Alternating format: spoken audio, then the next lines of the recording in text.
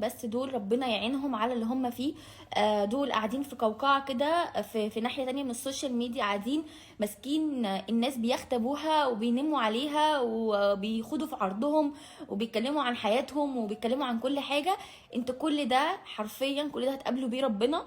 وانا اقسم بالله اقسم بالله ما مسامحه في حقي ليوم الدين لكل حد والكل.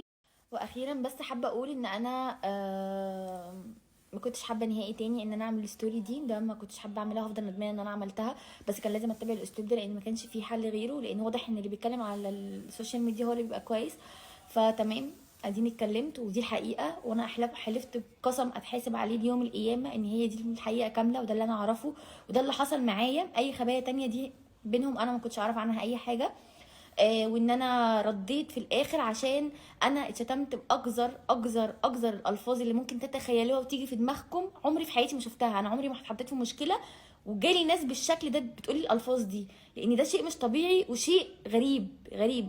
فكان لازم ارد، كان لازم. انا كل اللي بعمله ان انا بحاسبن، وحسبنا الله ونعم الوكيل، حسبنا الله ونعم الوكيل. انا فعلا مش مسامحه على كل اللي حصل وكل اللي بيحصل، وكل ده ربنا هيرد لي حقي فيه، لان انا ربنا وحده يعلم بنيتي ويعلم انا كنت بتعامل ازاي. هرجع واقول تاني بس ان انا عمري ما اتمنيت لاي مخلوق حاجه وحشه، بالعكس انا اي حد في الحياه احتاج مني اي شيء اسيب كل حياتي وبروح اعملها له. ف مش شايفه ان انا عملت حاجه او اجرمت في حاجه ان انا يحصل كل اللي حصل ده. فشكرا لكل الناس اللي شتمتني وغلطت فيا وغلطت في كل حاجه.